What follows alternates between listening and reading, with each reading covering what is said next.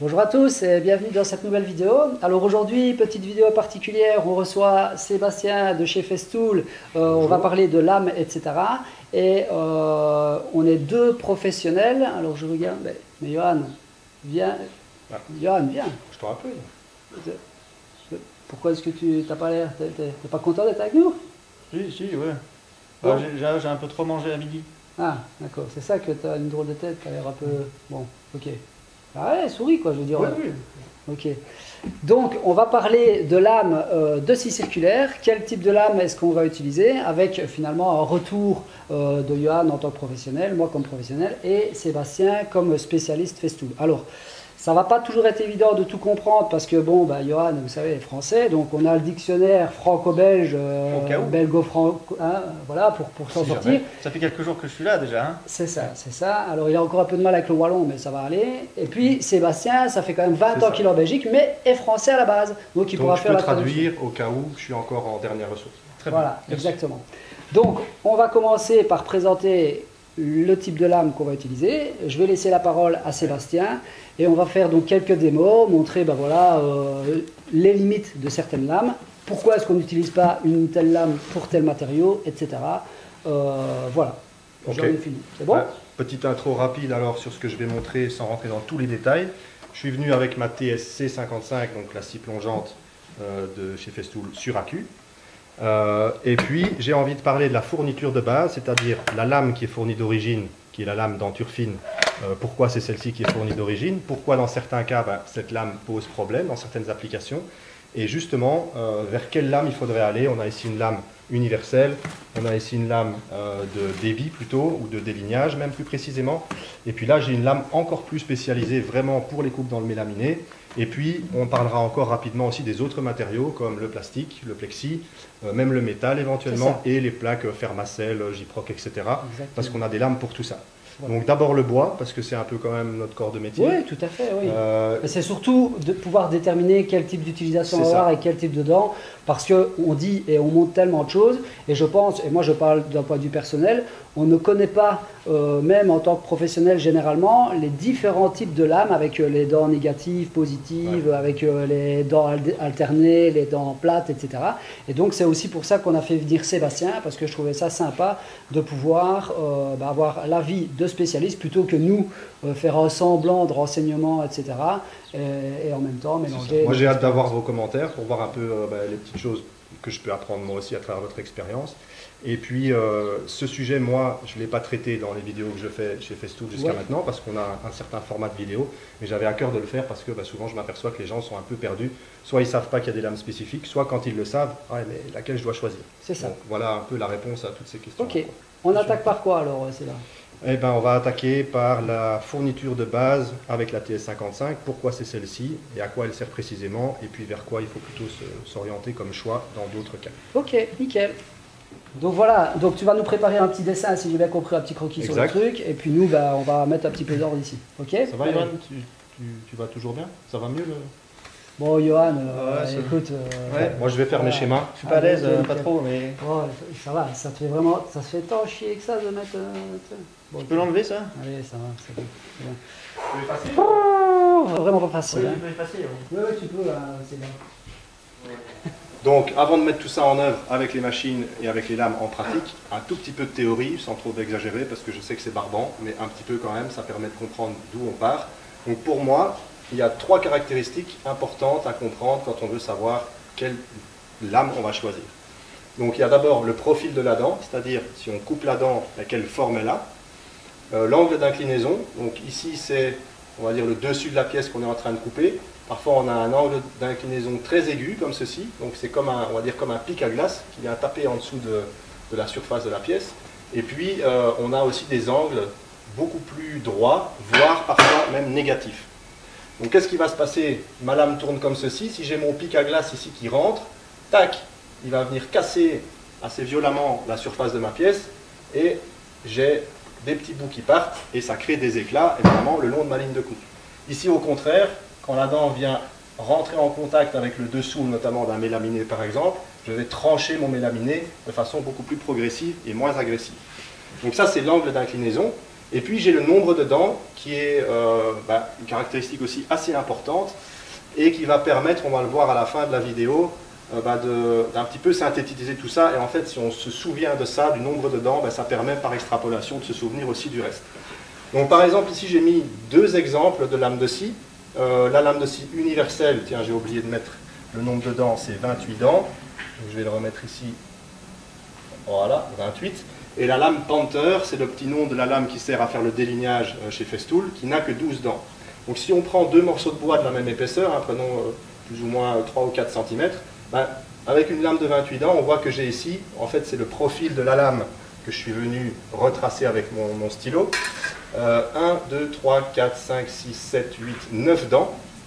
Et ici j'ai 1, 2, 3, 4 dents. Alors quand je parle de la dent, je parle plus précisément en fait de la petite plaquette qui est soudée sur l'âme de la scie. C'est ça qui a la largeur du trait de coupe et qui va vraiment venir frotter dans mon trait de scie.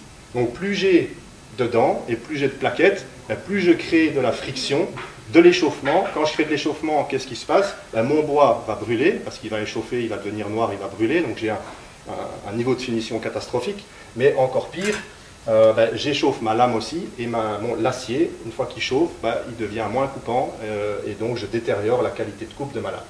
Donc plus je vais aller vers un bois dur, épais, donc très souvent les bois massifs, encore plus les bois durs comme le chêne, le hêtre, mais encore plus les bois exotiques aussi, moins je vais devoir avoir de dents pour limiter la friction, et plus je suis dans du bois tendre ou du bois composite, comme par exemple, moi Benoît Scal, dans le mélaminé, c'est de l'aggloméré, merci beaucoup, l'aggloméré qui est une structure assez ouverte, où il y a moins de frottement, là je vais pouvoir aller dedans avec un plus grand nombre de dents.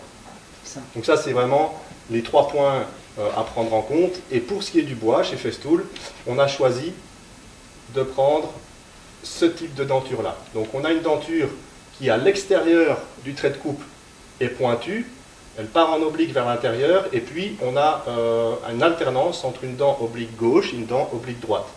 Alors pourquoi? Quand on coupe du bois, en fait, on ne coupe pas une matière avec une structure dense, on coupe en fait des fibres.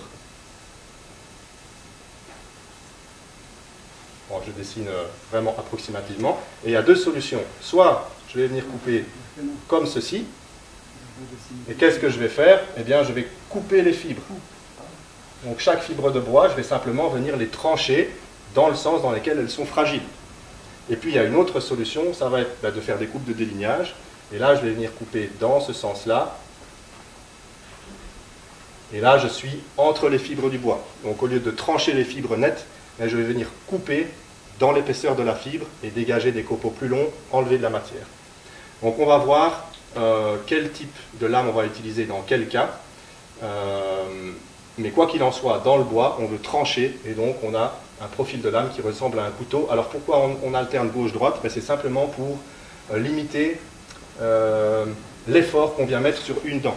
Donc de cette façon-là, on alterne, une fois c'est le côté gauche d'une dent qui est plus sollicité, une fois c'est le côté droit, mais on n'a pas chaque dent qui prend toute la charge en plein, donc on alterne, et de cette façon-là, on va aussi répartir les efforts symétriquement sur les deux côtés de la lame.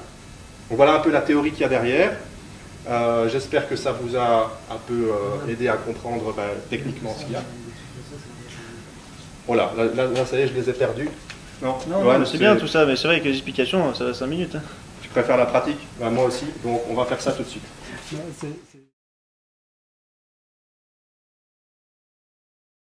Alors, un point sur lequel on voulait quand même tous un peu assister finalement, c'est comme il a dit en début de vidéo, quand on reçoit notre machine, on a toujours une lame qui est fournie avec. Alors c'est une lame pour certains qui vont dire universelle, mais en fait c'est tout sauf une lame universelle. Une lame universelle, ça n'existe pas. Donc ça, je vais laisser la parole à Sébastien pour l'expliquer réellement, mais c'est important de comprendre que quand vous achetez une machine avec la lame fournie, vous ne pouvez pas couper tout. Et la première chose à surtout éviter, c'est justement le délignage, comme il vient d'expliquer par rapport à l'évacuation des copeaux, par rapport à l'attaque des dents, etc. Mais je vais le laisser expliquer parce que c'est plus son domaine. La pratique, vous allez le voir après.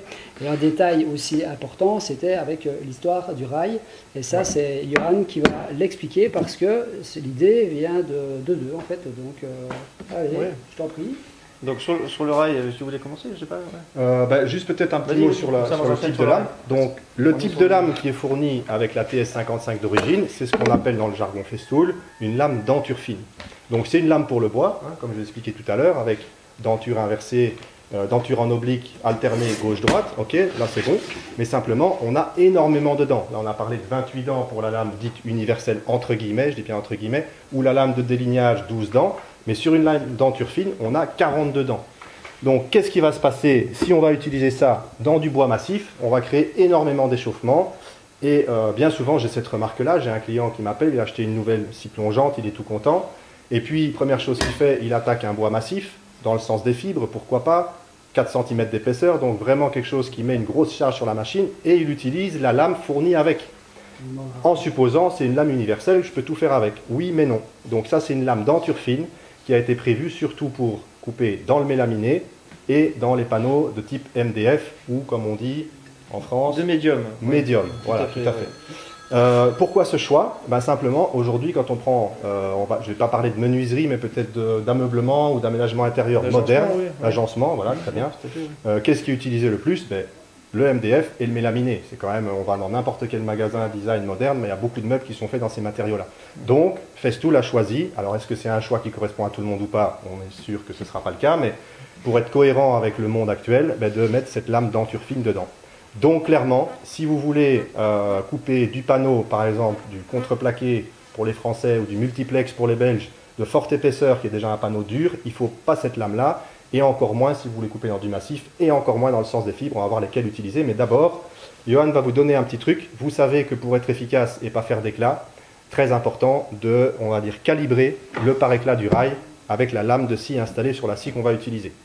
Quand on change de lame ou qu'on change de scie, eh bien, il peut être utile de recalibrer ce pare-éclat. Et là, il y a un petit truc. Et je laisse à Johan le soin de vous en parler. Donc moi, en tant qu'agenceur, c'est vrai que j'utilise beaucoup ça, et je suis souvent à même de modifier finalement ce pare-éclat, parce que j'ai pas le droit à l'erreur finalement. Le mélaminé, moi, quand la coupe doit être faite, la coupe doit être propre. Il y a pas, voilà, quand je replaque un champ ou quand je suis sur chantier, eh ben, je peux pas livrer un meuble qui est avec des éclats. Donc du coup, le pare-éclat, c'est quelque chose qu'il faut calibrer avec la lame qu'on utilise sur la machine. Attends, parce que là, je crois qu'il y a eu un problème. Replaquer un champ. Comment vous dites l'encolleuse? L'encolleuse de champ? Pardon. Ouais, excusez-nous, on va chercher, on refait un point dictionnaire après. Tu me diras pour la suite.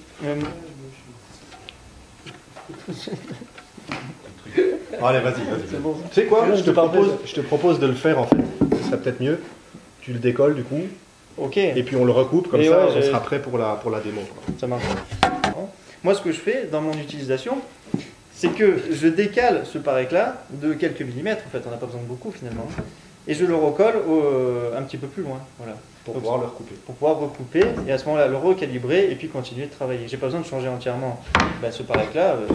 Alors ça marche, je me permets de faire une petite intervention, ça marche dans les cas où on a un rail récent. Allez, ça va dépendre aussi de s'il est stocké dans un endroit qui est plein de poussière, mais un rail ancien, tout sec, qui traîne dans un coin de l'atelier depuis 10 ans, c'est sûr que quand vous allez enlever le pare-éclat, la colle va rester dessus et c'est mort, on ne le recollera pas. Mais après, on peut mettre des vis pour... On peut mettre des vis, on peut mettre du tape double face, enfin ce qu'on veut. Non, mais moi je pensais mettre des vis, tu vois, s'il ne colle plus, tu mets des vis ou tu cloues, quoi. Ouais, tu cloues, ouais, ça marche, c'est sûr. Voilà. Bon, enfin, oui, ça c'est une solution, mais professionnellement, on va plutôt le recoller. Et si jamais votre pare-éclat est vraiment endommagé, qui ne colle plus du tout, nettoyage à l'acétone pour enlever les traces de colle. Tout à fait. Voilà. L'acétone, c'est pareil, français. L'acétone, oui, regarde dans le dictionnaire, je suis pas sûr. Vas-y, cherche, comme ça en même temps, il ne nous embête pas pendant qu'il cherche, tu vois.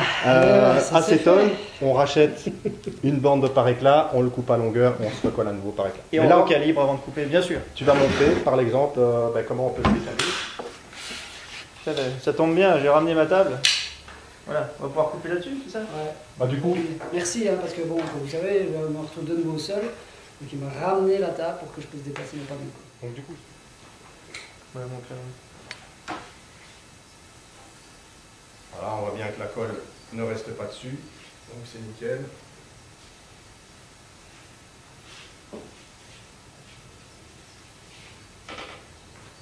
Et là, tu peux bien montrer que on va le recoller, mais en le décalant un peu par ici, pour pouvoir le recouper. Je le tiens là.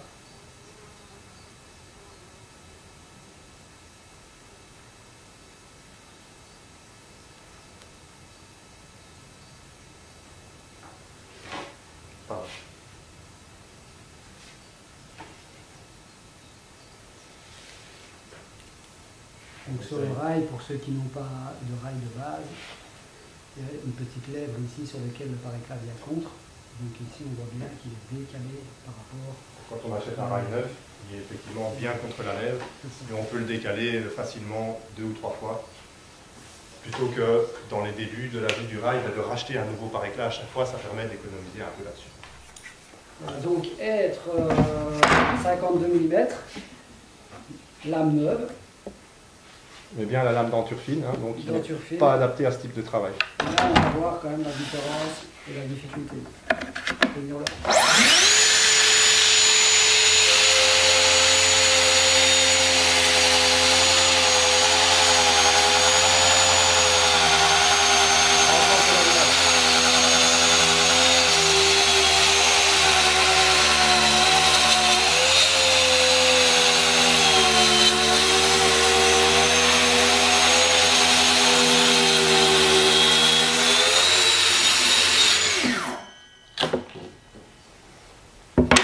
Alors, qu'est-ce qui se passe? On voit que ça a bien cramé. On était un peu juste en épaisseur, vraiment en limite de la capacité de la scie. Et on voit effectivement qu'il y a des traces de brûlé. Ah, franchement, je m'attendais à... On entend le moteur qui descend en tour minute. Je pensais que ça allait être pire. Donc ça veut bien dire que les nouvelles lames qu'on a mis 1,8 mm, c'est des rasoirs, hein, franchement. Elles coupent vraiment très bien, elles pénètrent mieux dans la matière. Mais malgré tout, voilà. Si tu en fais 2-3 comme ça, ou tu fais une planche de 2 mètres, ça va être la galère. Bah, je pense que oui, mais surtout on a vu que le moteur galérait et c'est là où c'est important. Donc là on va changer la lame. Je vais, pour plus de sécurité évidemment, enlever les batteries, quand même c'est mieux. Même si tout le monde connaît Fast Fix, je soulève, ma profondeur est déjà réglée au max ici. J'abaisse la scie clique dans sa position basse. La lame est bloquée en rotation. Et donc ici je vais travailler en horizontal comme ça. La lame et puis simplement changer. On sent que ça rigole pas. Hein. On n'est pas là pour plaisanter. Là, le changement de lame, il y a de la maîtrise. Hein. Franchement. Là, on sent que ça rigole pas. Hein. Donc, j'ai la lame denture fine. Je pourrais passer sur la lame à 28 dents. Mais ici, on est vraiment dans le délignage. On a une lame spécifique pour ça. Donc, c'est la lame tenteur 2 dents avec un profil. Benoît me faisait la remarque tout à l'heure encore. Moins de dents, on échauffe moins. Mais c'est aussi parce que avec ces grandes ouvertures, on va pouvoir dégager le copeau plus facilement et ça aussi, ça va créer moins d'échauffement évidemment. Donc on va mettre cette lame là. Dans le bon sens.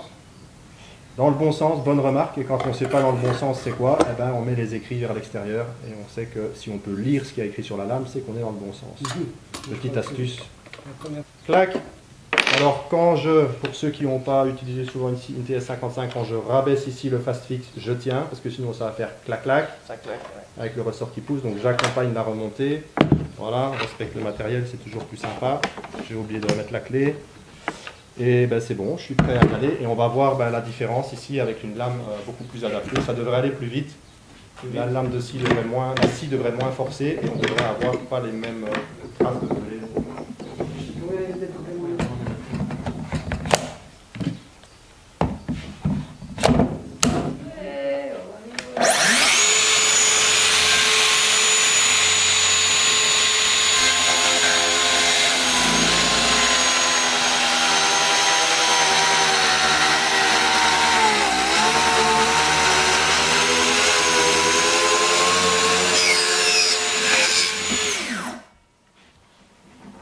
C'était quoi le bruit zardi là?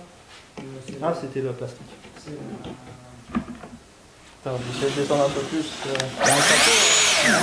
Si tu es à 52, 55 moins les 5 mm de rail, on ira pas plus bas que 50. Je pense que ça va couper un petit peu plus. En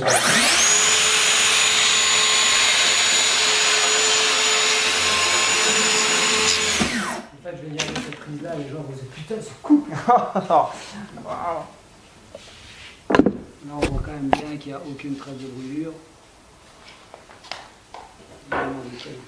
Ben là, on voit clairement que la rapidité de la coupe est nettement au-dessus. Et en plus, le moteur de la machine est... Le moteur de la machine a moins forcé. Alors bon, quand on est dans le sens des fibres, suivant si on est un peu dans un partie plus dur où il y a un nœud ou quoi, c'est normal que ça fluctue un peu. Mais on sent que la machine ne forçait pas au-delà de ses capacités. Bien sûr. Puis voilà, on n'a pas de brûlure. Et on n'a pas échauffé la scie, on n'aura pas risqué d'avoir abîmé le tranchant de la lame de scie. Et si je peux parler d'un point de sécurité là-dessus, justement, dans ce genre de choses, parce que là on a dû être massif, on boit très dur, avec cette lame-là spécifiquement, quand on a très peu de dents, si on rentre dans la matière et qu'on est encore, enfin, qu'on n'est pas à l'extérieur de la matière finalement, il y a un kickback qui est quasiment inévitable. Voilà. Donc du coup, il faut vraiment se mettre avant la matière, descendre la machine quand elle tourne à son maximum, là on y va. Là, il n'y a pas de souci. Chose qu'on ne rencontre pas du tout, par exemple, dans les panneaux, les autres panneaux finalement. Ouais. Mais vraiment dans ce bois massif là, en fait, cette lame spécifiquement va plonger dans la matière et là, en fait, la machine va s'arrêter, on va partir en arrière. Il faut faire attention à ça. C'est aussi dû au fait que on a moins de dents, donc le pas entre les dents est beaucoup plus grand. Donc la distance entre deux attaques de dents est grande et du coup c'est vraiment un coup qu'on met dans la matière. Quand tu as très peu de dents qui sont très serrées, tu as un frottement qui est plus régulier et qui génère moins ce risque de kickback. Maintenant, j'en profite pour dire aussi, c'est une super remarque que tu as fait, parce que ça me permet aussi de dire que sur la nouvelle génération de la TSC K, le K est pour kickback justement, je ne sais pas si tu en avais déjà parlé dans une vidéo, mais donc il y a une protection électronique dessus, je ne vais pas rentrer dans les détails maintenant parce que ce n'est pas le but de cette vidéo-là, mais qui vous protège et si jamais il y a un kickback, la machine le détecte et va bloquer la rotation de la lame quasi instantanément et c'est très très efficace. Bien sûr, ouais. Donc je crois qu'on a un peu capté le truc, hein, donc, avec la lame de débit et la lame de finition de départ, hein, au plus universel, c'est ça, comment tu dis toi? Ça c'était la lame denture fine. Voilà, lame denture fine, C'est la lame donc, d'origine. qui est d'origine. Ce n'est pas la lame universelle. On est d'accord, mais dès le départ, on voit quand même que dans le cèdre, ça coupe pas mal. Dans le hêtre, c'est passé, mais en chauffant, et c'est parce qu'elle est neuve, il faut quand même rester objectif par rapport à ça. Et alors, entre les deux, donc on a la lame de débit qu'on vient de voir, qui est vraiment adaptée à la coupe, au délignage du bois massif, comme le hêtre, qui est très dense. On a pris les deux extrêmes là, vraiment. C'est ça. Et alors, il y a l'entre-deux, qui permet de couper tout ce qui est panneau multiplex, tout ce qui est contreplaqué, ce genre de choses. Ouais, panneau USB. Voilà, c'est ça. Ça fonctionne bien. Tout ce qui est panneau, on va dire construction. Voilà. Donc ça, c'est vraiment l'entre-deux. Pour les personnes les professionnels qui vont plutôt prendre des lames qui sont adaptées à chaque travaux, ils vont investir aussi dans ce type de lame. Par contre, je pense que les personnes, les amateurs, on va dire, qui font un peu tout et n'importe quoi, mais sans trop se tracasser de la finition pour tel ou tel client, et qui vont travailler de temps en temps avec des lames un peu désaffûtées, ou qui vont se désaffûter moins vite que des professionnels qui utilisent tout le temps, vont plutôt partir sur la lame de départ, plus une lame de débit, et je pense que là, il y a vraiment tout un panel de choses à faire. Il y a de quoi faire. Ouais. Donc là maintenant, on va passer aux lames spécifiques pour stratifier, ça que tu disais, c'est ou ça, autre chose? Voilà. Ça. Donc je rappelle que la lame denture fine, elle fonctionne assez bien dans le mélaminé. Donc elle permet d'avoir un résultat correct pour peu que le par-éclat soit bien été adapté à cette lame. Et elle va aussi avoir de très bons résultats dans l'MDF, donc tous les panneaux qui sont tendres et dans lesquels la lame pénètre facilement. Maintenant, les gens qui font énormément de découpes de mélaminé, quasiment que ça, et dans le mélaminé, il y a les panneaux en méla, mais il y a aussi le parquet, genre Quickstep, je ne veux pas citer de marque spécifique, mais tout ce qui est avec une couche de mélaminé aussi. Donc c'est belge, ça passe quoi. C'est stratifié vraiment aux densités. Voilà, stratifié aux densités. Il y a une couche donc de matériaux, on va dire matériaux plastiques, pour ne pas rentrer dans les détails. On a une lame qui va être plus adaptée à ça, et peut-être je fais un tout petit retour vers le tableau. Oh, les assistants, regarde. Les assistants. Donc voilà, c'est bon? Ouais. Je suis de retour devant mon tableau. On a parlé des lames bois. Ok, j'en profite aussi pour dire qu'il y a des codes couleurs chez nous, chez Festool. Donc la couleur jaune, c'est les lames pour le bois. Maintenant, si je prends la lame dont je parle, qui est plus adaptée à la découpe uniquement du stratifié ou du mélaminé, on a un code rouge, parce que c'est une lame qui va plutôt être indiquée comme pouvant travailler dans des matériaux plastiques, puisque le stratifié, le mélaminé, c'est quand même une couche de matériaux plastiques durs, fine, qui est au-dessus du bois.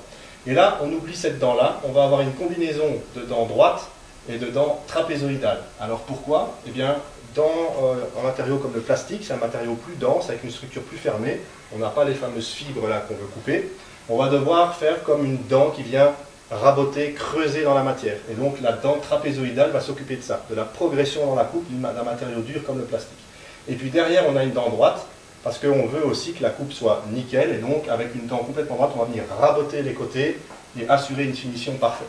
Donc on alterne ces deux dents-là pour avoir ce résultat dans le matériau plastique, et on va voir ce que ça donne sur un exemple en pratique, parce que je vois que Johan commence à perdre patience. Ouais.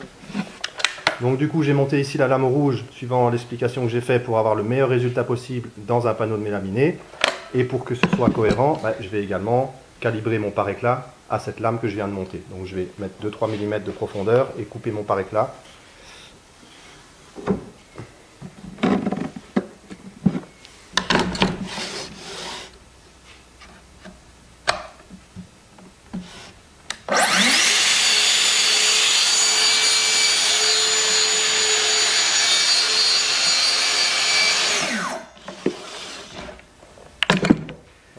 Alors, petit débat ici autour du calibrage du pare-éclat. Donc, pour ceux qui ont des rails Festool chez eux, on a pour habitude soit de démarrer Très à avant l'extérieur, comme ça. du rail et on sort pour avoir la totalité du pare-éclat et on va jusqu'au bout. Et donc, on se posait la question après avoir filmé. Alors, il y a deux versions qui sont cohérentes les unes aux autres. C'est-à-dire que lui, il commence dedans pour être certain, justement, de ne pas avoir de mouvement C'est ça. de la scie circulaire sur le rail en sortie, donc en entrée du rail.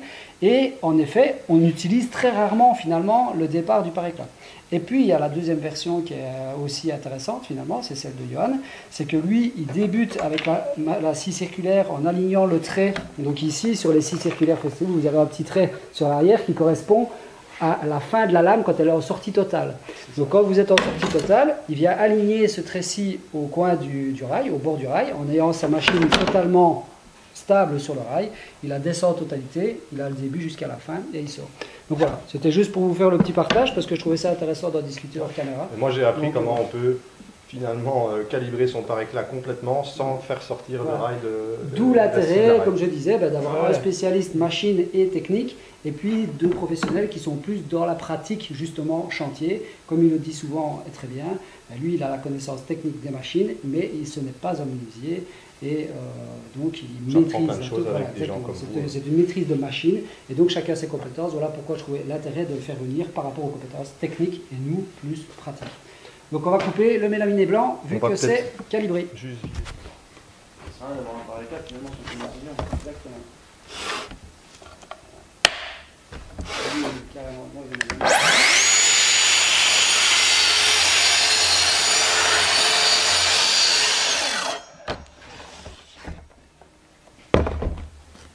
Allez, donc je décale mon rail. Une coupe très proche. bien. Et on va retourner le panneau.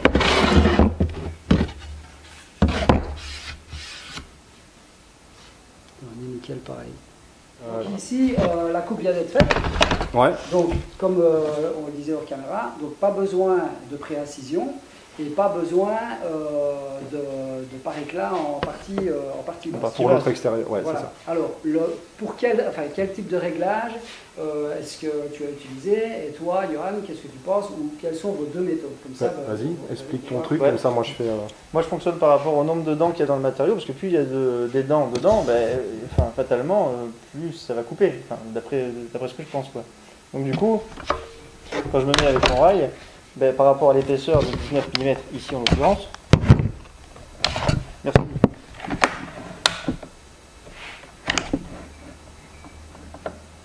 Lorsque je descends, en fait, il faut que j'ai un maximum de dents à l'intérieur du matériau. Donc voilà. Donc c'est ici, principalement, je vais en avoir un maximum, quoi. C'est-à-dire que j'ai celle-là, et j'ai toutes celles qui sont ici, qui vont servir à couper. qui correspond plus ou moins à une hauteur de 10-15 mm. C'est ça. C'est ça. En général, c'est ça. Et Ouais. Sébastien, lui, a une autre méthode qui Alors, finalement revient au ouais. même résultat en termes de dents, mais qui peut être intéressant parce qu'on a un repère visuel. Voilà, c'est ça. On a un repère visuel et on ne doit pas du coup réfléchir à suivant, parce que ici on a un certain nombre de dents, parce que c'est cette scie-là. Sur une autre scie, on aura un autre nombre de dents. Et parfois, l'utilisateur ne se souvient plus trop de cette gymnastique. Et il y a un petit repère visuel, c'est que sur les lames Festool et sur d'autres aussi peut-être, en tout cas chez nous, on a l'âme de la lame qui est brillante et puis la partie des dents qui est un petit peu mate comme ça. Et en fait, si on règle le dépassant de la lame correspondant à la limite entre les deux, quelle que soit la lame et quelle que soit la scie, ça peut être sur une scie sur table aussi, si on prend ce repère-là pour le dépassant, eh bien, on a toujours le bon résultat. Donc ça, c'est quelque chose que moi j'ai essayé, j'ai constaté que ça fonctionnait. Et si vous vous rappelez de cette petite astuce-là, vous allez toujours régler vos lames comme il faut. Donc pour le martyr, ici, l'explication qu'on a donnée Johan et moi, lui en expliquant l'idée théorique du nombre de dents pour la qualité de coupe, etc. Et moi en donnant la petite astuce de jusqu'à où on peut se repérer pour avoir toujours un bon résultat. C'est dans le cas, on est d'accord, où en fait on a la planche en dehors de l'endroit où on coupe, et donc la lame se trouve dans le vide en fait. Maintenant, si vous coupez sur une table MFT, comme les tables MFT Festool, où vous allez couper dans votre martyr, qui est en fait le dessus de la table en MDF, ou si vous utilisez un bois martyr, bien sûr, vous n'avez pas besoin de descendre autant. Vous prenez l'épaisseur du panneau à couper, genre donc ici 18 mm, et vous rajoutez 2 à 3 mm max, et ça va être le martyr en dessous qui va jouer le rôle de pare-éclat puisqu'il va appuyer les deux côtés de la coupe et assurer une coupe, côté gauche comme côté droit, intérieur comme extérieur, parfaite sans éclat. Maintenant, donc la plupart du temps quand on coupe, on veut avoir la pièce qu'on va utiliser, la pièce finale qu'on a coupée à longueur sans éclat, mais de temps en temps, la chute qu'on a, on voudrait bien la réutiliser et on est un peu short au niveau matière, et donc ça nous embête un peu d'aller refaire une coupe de propreté derrière pour réenlever les éclats qu'on a créés côté extérieur. Donc il y a une astuce pour ça, c'est de faire une pré-incision. Du coup, le pare-éclat, lui, gère les éclats côté intérieur, mais côté extérieur, la pré-incision va nous permettre, comme une scie sur une scie à format, d'avoir en fait l'autre côté sans éclat également. Donc dans ces cas-là, je vais faire la même chose, mais en deux fois. Je vais d'abord régler ma profondeur sur 1 à 2 mm pour faire une pré-incision dans le mélaminé et assurer une coupe sans éclat, et puis remettre ma profondeur à la profondeur souhaitée pour faire la coupe complète. Dans ce cas-ci, je vais utiliser un serre-joint, simplement pour m'assurer, comme je repasse deux fois pile au même endroit, de ne pas risquer de décaler mon rail entre mes deux coupes. J'ai mon assistant qui me fait ça aux petits oignons. Aux petits oignons, on dit ça en Belgique, ouais. Incroyable. On en dit des trucs en Belgique. Ok, donc tip top. Ici, profondeur 1 mm. Je fais ma coupe d'incision.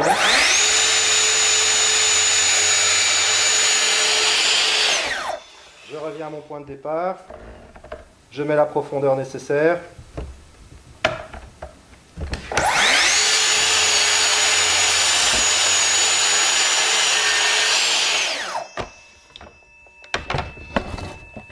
Et ici, tu peux garder le morceau ici à côté pour montrer. Chute, ouais.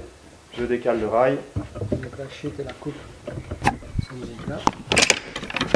Voilà, et là on voit bien que C'est tous les lames à côté de l'autre. De l'incision là. On a le côté de la pièce qu'on a coupée à mesure et la chute qui sont nickel. On peut repartir à faire la coupe juste de l'autre côté. Bien sûr. Exactement. Tout ça, l'intérêt, c'est d'expliquer qu'il n'y a aucun intérêt de faire une pré-incision à partir du moment où vous recoupez 1 cm à droite et 1 cm à gauche d'un panneau pour les carrir, puisque la chute, vous ne la réutilisez pas. La pré-incision, elle est intéressante. Vous avez un panneau de 1,50 m de large, vous avez besoin d'1 mètre et la chute de 50, vous allez la réutiliser. Là, dans ce cas-là, c'est intéressant de faire une pré-incision. Ouais. Voilà. Moi, c'est pareil, je m'en sers uniquement dans ce cas-là. Mais sinon, l'incision, je n'utilise pas. Ok.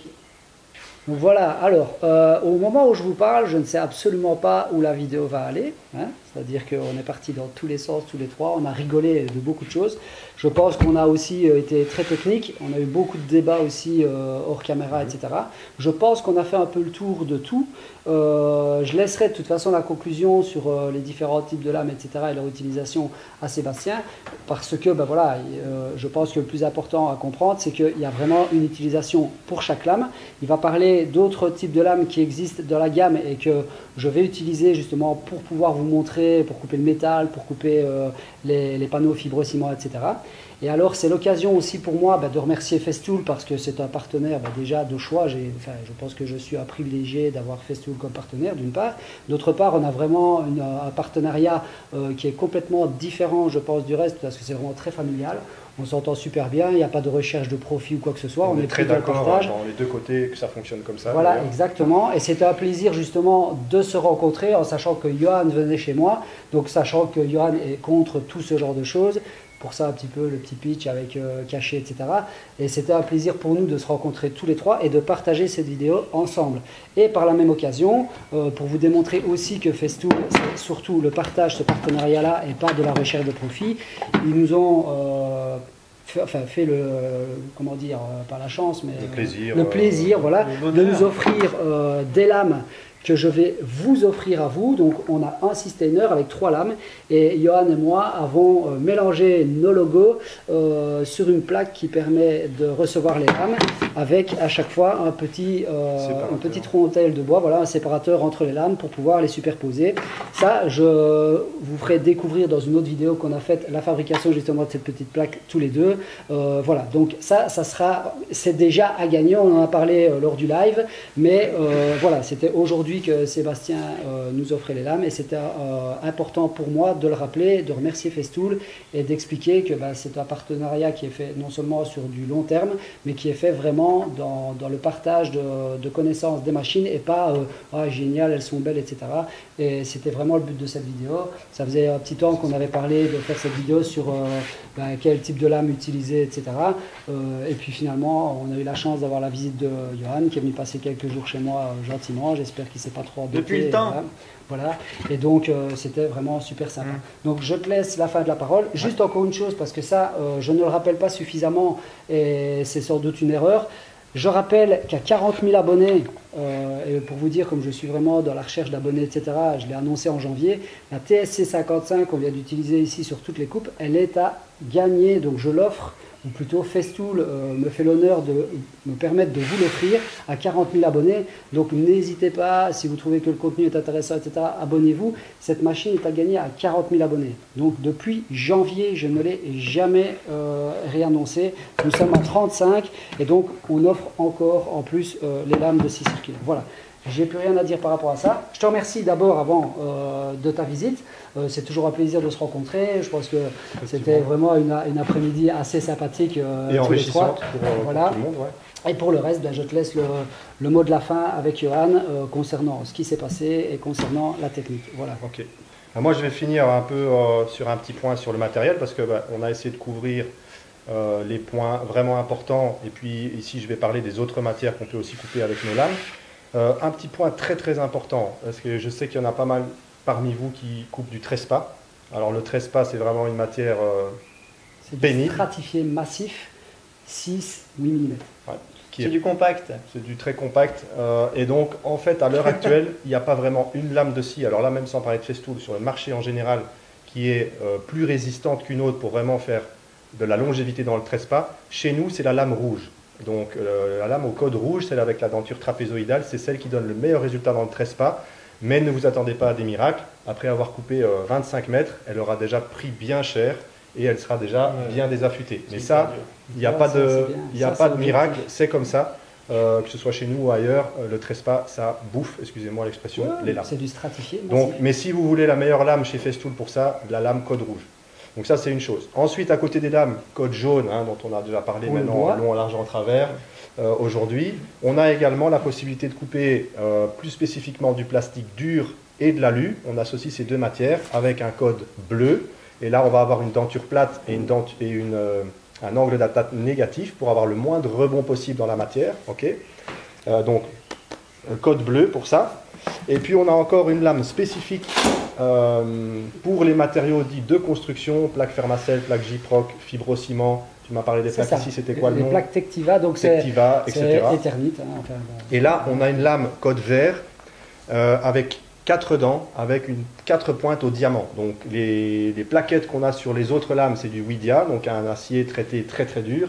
Et là, sur cette lame-là, on a 4 dents au diamant, vraiment pour résister à l'abrasion de ces matériaux très particuliers. Dernière chose, on a encore une lame métaux, mais ici je ne parle pas d'aluminium, on pourrait couper de l'aluminium avec, mais également de métaux, de feuilles dures, et notamment l'application principale, et Benoît connaît bien puisqu'il fait aussi de l'ossature bois et de la toiture, sont les panneaux sandwich. Okay, donc les panneaux pour les toitures qui sont isolés avec une couche de métal au-dessus. La lame métal spécifique va être bien pour ces panneaux-là. Par contre, on n'a pas cette lame-là pour la TS55. TS55 n'est pas vraiment la meilleure scie adaptée pour ce type de découpe. On a besoin souvent de plus d'épaisseur. Et là, on va plutôt utiliser une HK85. Et dans la gamme des lames, vous avez cette lame-là vraiment plus pour les métaux et même l'acier de fine épaisseur. Moi, je pense que j'ai dit ce que je voulais dire. Je suis super heureux d'avoir pu faire cette vidéo qui me tenait à cœur au sujet des choix de lames parce que je vois trop de gens qui soit font les mauvais choix, sans critiquer, mais c'est comme ça, ou alors qui osent le dire et qui disent « moi je m'en sers pas très bien, je sais pas quelle lame choisir ». Donc je pense que c'était utile de couvrir ce sujet. Très heureux d'avoir été avec Johan pour la première fois.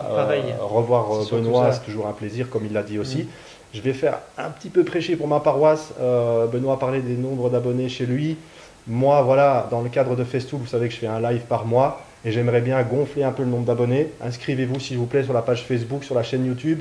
Simplement, si moi je vois que ça marche et qu'il y a de plus en plus de gens qui me suivent, je vais pouvoir aussi étoffer le contenu, proposer à ma direction de faire plus de vidéos, avec aussi peut-être des petites astuces, des petits trucs sur les pare-éclats, les machins, les rails et tout ça. Donc pensez-vous, si vous aimez le contenu Festool et la façon dont je le présente, à venir vous inscrire aussi chez nous. Ça nous aidera à pouvoir progresser, quoi. Donc merci. C'est nous qui te remercions déjà, et puis on s'est bien marré. Je ne sais pas si tu as une petite conclusion. Oui, à faire, moi, principalement, je suis très heureux qu'on se soit rencontrés, parce que là, il y a double rencontre de mon côté, et puis moi qui viens de loin, tu vois, je repars demain, là, mais voilà. Et puis j'ai appris pas mal de choses, justement, avec ton œil de théoricien, de technicien, tout simplement. Et qu'est-ce que je voulais dire d'autre? Oui, que j'aime beaucoup tes lives, justement, j'embraye là-dessus. C'est que moi, je les suis à chaque fois, je regarde, et puis tu as vu, je laisse toujours un truc, parce que j'adore. C'est bourré de petites astuces. Et en fait, les machines qu'on utilise, des fois, on ne soupçonne même pas qu'il y avait cette option, cette possibilité-là qui fait gagner du temps. Et en fait, ça, Seb l'explique très bien, et c'est cool d'avoir ça, quoi. Donc, merci. Donc, abonnez-vous là-dessus. C'est bon? Ça y est. Ben voilà, donc moi je vous dis à bientôt pour de nouvelles aventures. Et pareil, c'était génial. Donc Johan est chez moi depuis maintenant 3 jours. Il repart demain. Quand vous verrez cette vidéo, il sera reparti. Et puis on aura fait le live, etc. C'était vraiment hyper génial. On a fait pas mal de rush. On s'est super bien marré. En tout cas, moi, c'était un plaisir. Je pense, et là je parle pour moi, Johan, je le vois comme dans ses vidéos. Il est pareil, je pense que c'est aussi pour ça qu'on s'entend très bien, on se prend pas trop la tête, et puis on est nature, et puis voilà quoi, on est dans l'amusement, dans le partage, même si on sait qu'il y a des gens des fois qui viennent mettre des petits commentaires en disant qu'on cherche ceci, cela, on est totalement dans le partage, on s'est marré comme des cons, et puis voilà. Allez. Merci pour l'accueil, et puis... on remet ça. On remet ça, c'est ça, mais alors cette fois-ci dans le sud quoi. Ah bah écoute. En France, oui. Voilà. Je suis chaud. Allez, salut. À bientôt. Merde, il faut que je me Attends, j'arrive. C'est surtout si je suis calé. C'est pour voir s'il est beau. C'est ça. Tu vois, s'il passe bien à l'écran. Je suis tellement beau. Ça va, c'est bon, je suis beau. Moi, j'ai un petit regret, c'est que tu m'as pas demandé de me mettre en jupe quand même. C'était un peu mon kiff, tu vois, de me mettre des talons. Attention parce que ça tourne. Ouais, c'est pas grave. Ça va, super. Bah écoute, tu veux bien chercher une jupe dans la chambre? Ouais, je vais chercher une jupe. C'est super. Moi, ça me fait triper parce que ici, on peut se foutre de la gueule les uns des autres. Quand je suis chez Festool, il faut que je sois un peu plus. Voilà, c'est ça. Politiquement. Ouais, c'est ça. Mais s'il n'y a pas de problème, moi, tu vas reprendre ton temps. Très bien. Montez! Donc voilà, avant de rentrer dans la pratique, dans le détail et dans les démos qu'on veut faire pour mettre tout ça en œuvre.